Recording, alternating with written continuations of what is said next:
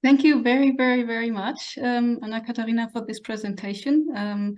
I think listening to you has given us a lot of good thoughts, relevant thinking for all of the regional projects. I can see representatives of all of the 4 regional projects, COINS, Déclaré, InfoRange, Minodu, here in the audience.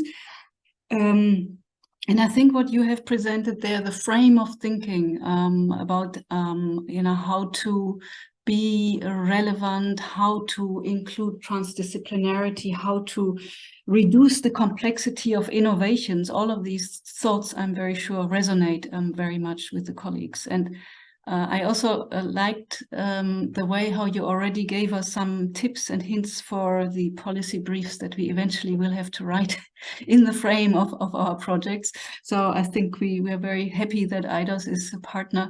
And Theodora, we are also looking forward to your input in the Follow the Innovation part that will support all of the projects here. Right, with that, I would open the floor for discussion, for comments, for questions, additions.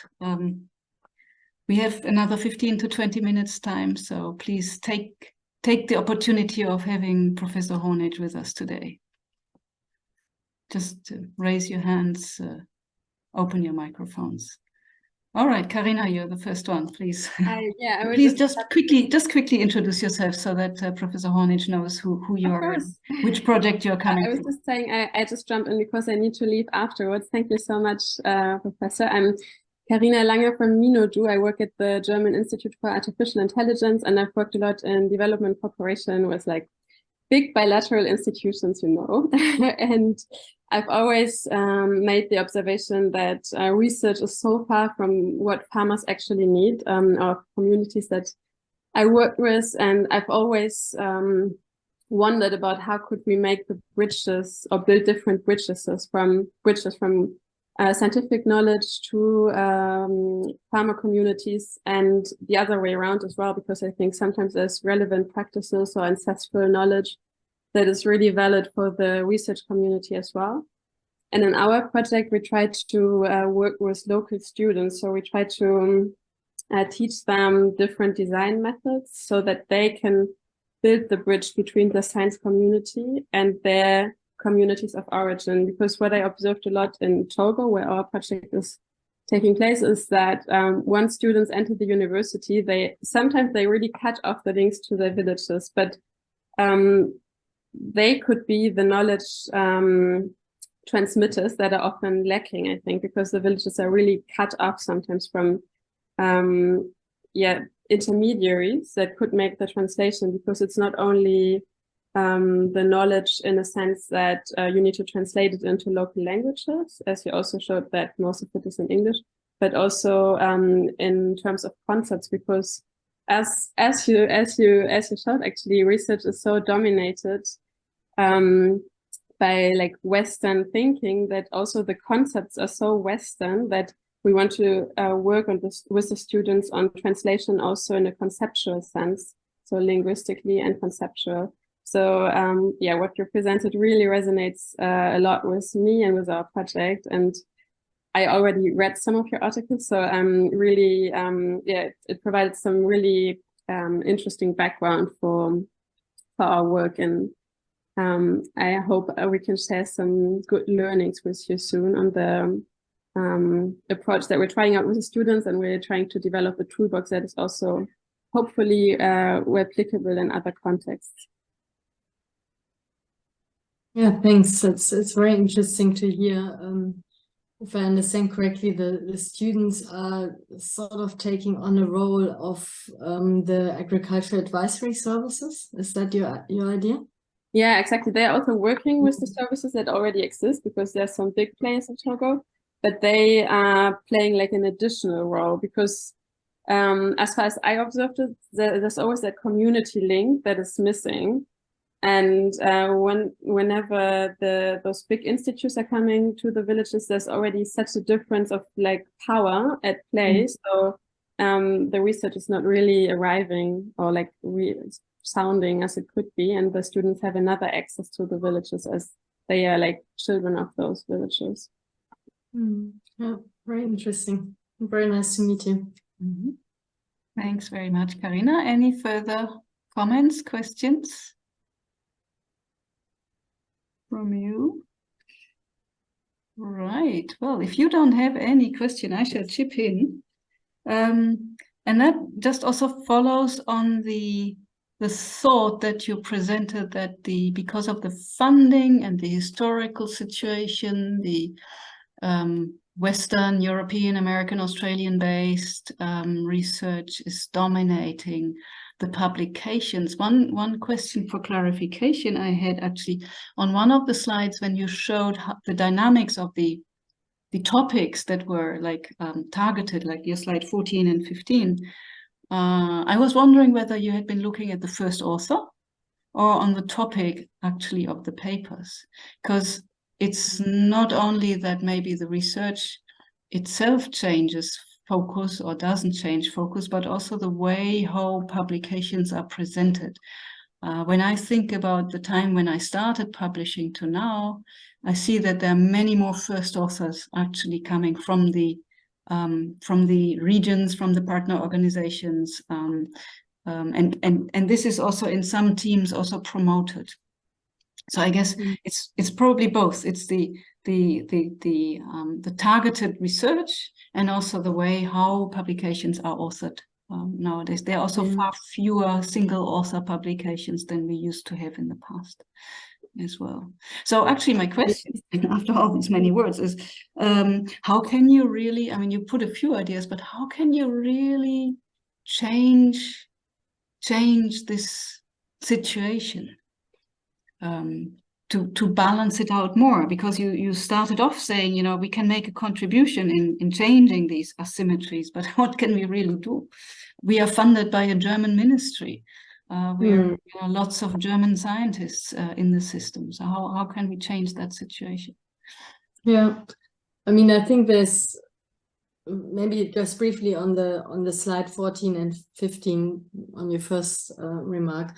These are slides where the statistics were not collected by us, but by the UNESCO. So they looked at the topics actually, and how the topic was published on basically and increased.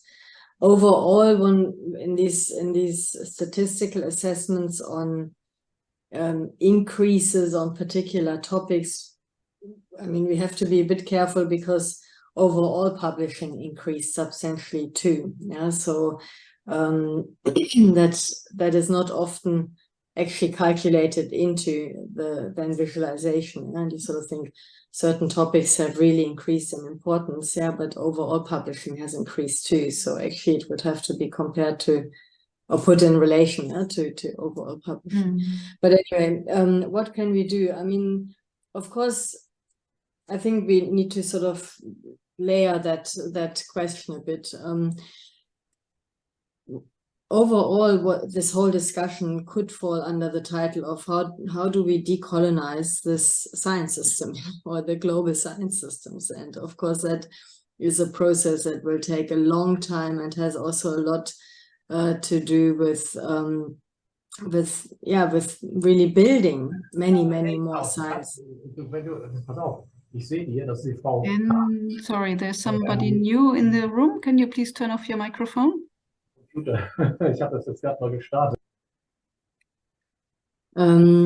What we are trying to push for through these advisory process on the G7 level and G20 level, but also through the UNESCO, is to really invest into multilateral science funding. Yeah, because if we need more, in my view, we need more science donors where the funds are being allocated on a multilateral level. So researchers can apply from all kinds of countries for a joint proposal of a joint project for funds, yeah, and not without the restrictions. You can only apply if you come from a certain country, or you have sort of the gatekeepers, like, you know, a project financed by the German government. Then in a way the German colleagues immediately are in a kind of gatekeeper position. Yeah, so we need to build these multilateral research and development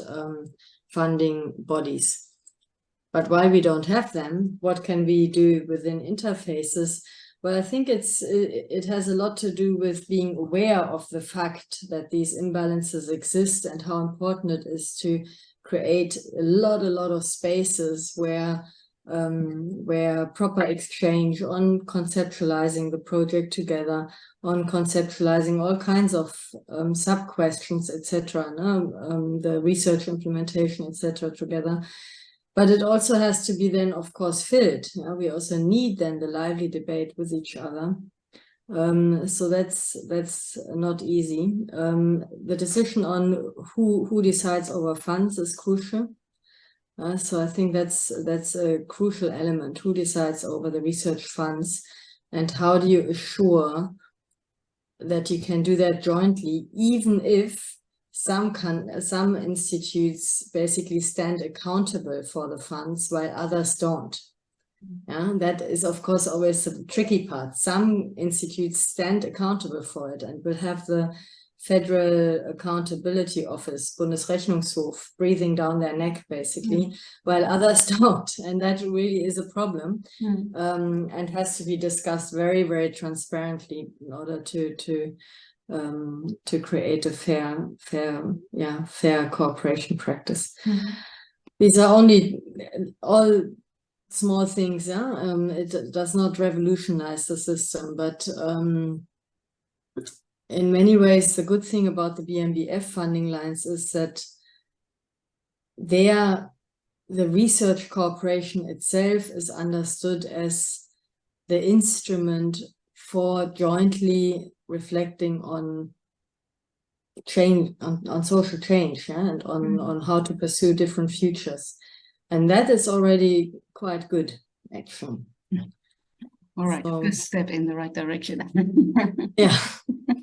I also I mean, I'm comparing it with funding lines from other ministries, where different situations. Yeah. I liked your example from the EU, and I think the EU in many cases is indeed quite visionary in what they ask for. They also started asking for the transdisciplinarity in the teams and all these things. Yeah. Great. Yeah. We've got Peter Osare. Noama, you've raised your hand, Peter. Anna, thank you so much, and then Professor Anna Katrina, thank you so much for the presentation. Just as you talk about decolonization, I'm just thinking within the three main types of, or three kinds of interdisciplinary represented, which of them would actually facilitate decolonization process, especially in the developing context? The third one, the agonistic antagonistic one, but because that's the one where it's not about each discipline plays a role and then we nicely all neatly add it up to each other. Yeah, but it's where we stand in a constant struggle with each other and jointly define through that struggle a new space of knowing. Yeah. Having said that, my experience is that in most projects you actually have a little bit of the different types of interdisciplinarity playing out. Like, I don't know interfaces well enough yet, how it will develop, etc. But in my experience, in the most projects, you have sometimes a situation where, a natural scientist needs a few insights into social practices, and the social scientist sort of takes on the service provider role. Yeah, and then you have it also the other way around sometimes.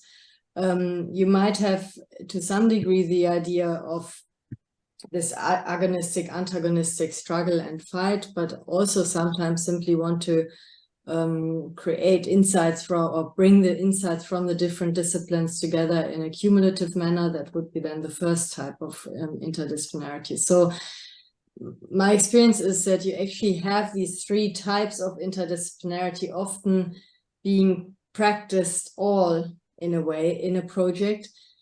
What I find very important is that you make sure that everyone has its his or her turn in a way, or every discipline has his or her turn in defining the type of the interdisciplinarity. Yeah.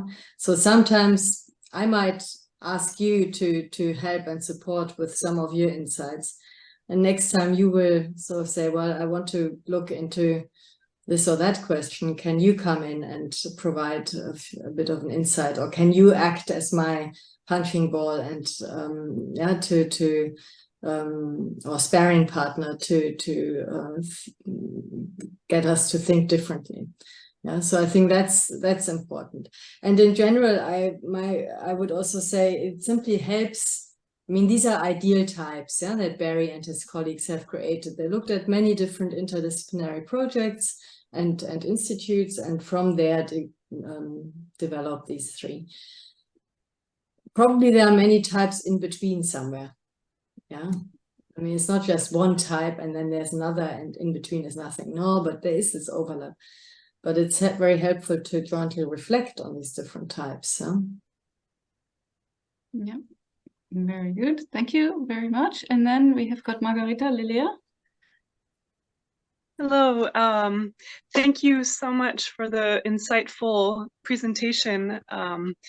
Yeah, I really find that the concepts are important for thinking through transdisciplinarity at a broader level, and really how do we bring together the disciplines in the different countries, and also the power structures and the different layers that are imbued in that, from the decolonization issues and like the agenda setting issues. So thank you for this presentation.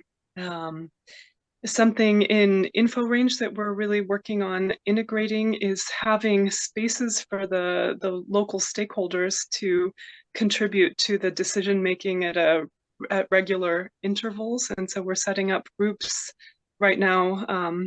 In a moment, I have to have a meeting with one of our researchers about it. But again, this space of like, how do we open that discussion, not only between ourselves with like the German partners or the people based in Germany, like I myself am not actually, I've come in to work in the projects, but then also like with our Global South partners and the power structures between that, and then also in the communities where we work. And I think a big issue is also where are the different levels of openness for having that input come in. And so is it like the joint agenda setting at the beginning and then following a certain path, or is it like where are the points of change where the inputs from those partners can be integrated? Yeah, something that we were working on is having also action funds for our local groups where they can decide what they want to focus on with those funds. So just small ways of opening it up further. In terms of the question I wanted to look at deeper with you is like in terms of these overlapping epistemes, like where do you see the direction moving in terms of being able to have more of a common language? Also in terms of methods. On an international level or in interfaces now? I mean, on the multilateral level between, or in the interfaces context? Could start with the interfaces context. Yeah, let me think. I mean, first of all, I want to say on your question about, you know, where are the spaces to interact basically, or create openness, and yeah. I mean, ideally, you sort of go through the cycle of knowledge production together, yeah. But realistically, because it takes place in different countries, etc., everyone has other institutional logics to fulfill, has not only the interface project maybe, but several others. That becomes quite difficult, and it needs thorough orchestration. And to me, it's best to plan, to think about what are the stages of the knowledge producing chain. I mean, it's sort of out of a value chain perspective. Yeah, you have different stages. You conceptualize, you go into, you prepare for field work, for instance, you do the field work, you start transcribing, analyzing, you start thinking about papers, you start writing. I mean, these are all different stages. And to assure then in each of these stages, you have moments of close interaction. Yeah, either a joint workshop or you are doing the field work for several days together, or yeah, but that in each of the stages you have the thorough interaction to some degree, not the whole time. Yeah, that's probably not realistic, but in each stage at some to some degree, because otherwise it becomes very risky that, you know, some contribute only to the data collection, but then are out of the analysis or out of the writing process. Yeah? And that creates even more imbalances. So I would really try to assure that through each of these stages, you have the interaction. Then I find it really important to invest into joint trust. I mean, the trust element, it sounds always so banal, but it's not at all. It's the fundamental basis of later on producing knowledge with each other. Yeah, and because you need to also trust that if you put in your work, if you put in your intellect and your creativity, etc., in a way you put in your soul, yeah, and you want to be part of the outcome. So so that's really important. And also I find it also maybe banal, but to plan a joint field work with each other. That's also really important, and also between the disciplines, yeah, to just accompany the other. Yeah, so if I'm a sociologist, to accompany the hydrologist, yeah, in his work or her work for a number of days, and her then accompanying me in some interviews or ethnographic work, that creates a really solid basis of somehow not only observing, but understanding to some degree how the different knowledge producing processes work. And there it's, you know, on land it's a bit harder than in the ocean. In the ocean, when you're at a research vessel, that's the most interdisciplinary space you can imagine, because you sense the study object of the other, you smell the stuff that comes out of the ocean. You have this extremely intense 4 weeks on a research vessel. So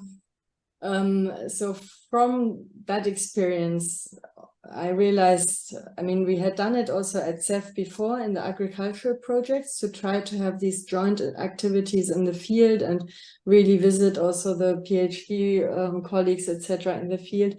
But from the marine sciences, I realized that it's so absolutely crucial, because we take in so much more then. Anyway, I should stop talking. Sorry, I didn't answer your last question. I think I didn't quite understand it. No, I found that really insightful. Thank you so much. I really appreciate your reflections. Thank you. Yeah. Myself. Sorry. Thanks very much. Any further comments? Yeah, Frank. Hi, Frank Thunfeld. I'm with DLR, German Aerospace Center, and I shared the same building for a while when I was. Yeah, I know your face, but yeah, exactly. Some time ago, and now I'm leading the Coins project. And I have a question more related to the, let's say, the different funding cultures, maybe. I mean, despite some international agreements such as the Sustainable Development Goals, it seems that motivation for national states seems, yeah, in my opinion, highly driven also by national interests.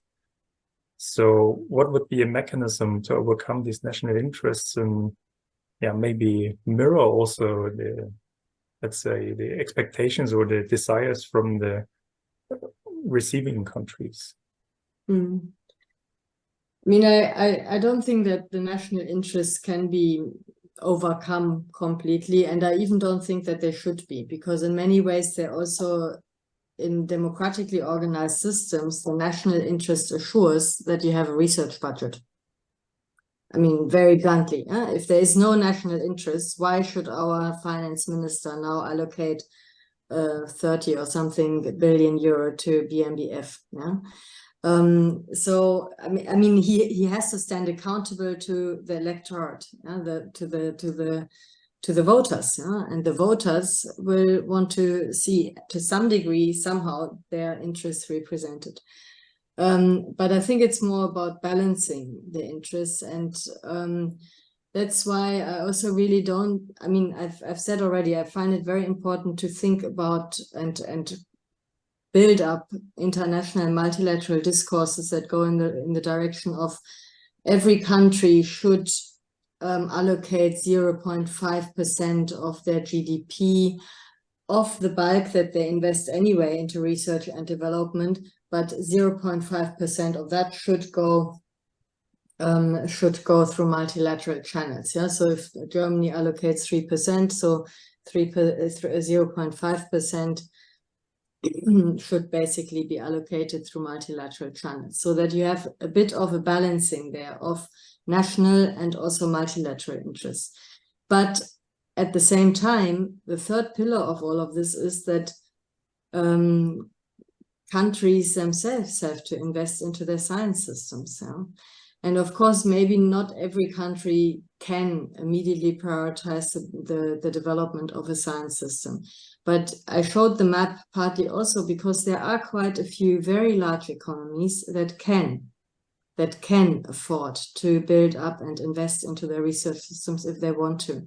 And it has also to do about governments wanting to invest into A, their younger generation, and B, into the next generation. Yeah, it's about reshuffling of wealth. It's about reshuffling of wealth from basically economic and political elites to intellectual elites, you could say, and to the wider space of society, as well as into the future. And with this, it's, you know, I find it very, very important, for instance, to support discussions within the African Union around science policy making, yeah? Wherever such a support is asked for, basically, yeah? And because at the moment we also see quite some resistance against science, yeah, also mobilizing against science. And I mean, interestingly, also in many, many different types of countries. Yeah, you can think of the alternative truth discussions by Trump, just as much as some of the discussions that sort of say, oh, science is a Western hegemonic system. Yeah. But any of these discussions are really, really not helpful, because in the end, developing science systems means that we create a basis as world society to come together in our negotiations, subject-oriented, yeah, to bring in, to give reason quite a lot of space, rational reason and sort of empirically based insights, a lot of space, and then the political logics that simply are different logics than subject orientation only. So not a clear answer, but yeah. Well, thanks. Thank you very, very much. Thanks very much for your various levels of responses, I must say. I mean, we've moved from really large scale global systems to research vessels in the marine tropics. And I've actually been thinking when you were talking about that a group of us here, thanks to David, Peter, Theodore, are already on a very good way of going to the field in an interdisciplinary group. You know, you're already developing your field work together with colleagues from Declaré and from COINS. To be there as a group. I think Doka, Cecile, you're also part of the discussions on meeting up in Ghana and Benin to go down and be in the field together in November, if I'm right. So I think that will be a very good team building exercise for the group down there. Excellent, Right. yeah. Yeah, thank you very, very much again, Anna. We cannot really clap loudly, but we can clap virtually to you. Thank you very much for your time. Thank you very much for your thoughts. And I think we've all taken some very important insights with us. Some hope also that we're on the right track in the group of research projects. Yeah, we look forward to being in discussion with you, in contact with you through Theodore and Michael from IDOS, and we'll have other opportunities to meet. Thank you very, very much. Yeah. Thank you, Don't forget, Hannah. I have really our- want to thank you Yeah. for organizing this and everyone for joining and the very interesting discussion. Thanks. Yes, thank you. Right, and for everybody in the group, we have our next colloquium with David Anafo, who's in the audience here, on 5th October. And then we'll be talking about customary land rights in Ghana. So that's also very applied, very important topic. And I look forward to seeing you all and many more at the second session. Thank you very much, Anna. Thank you very much, everybody, for being here, and enjoy the rest of your day. Thank you. Thank you very Bye. much.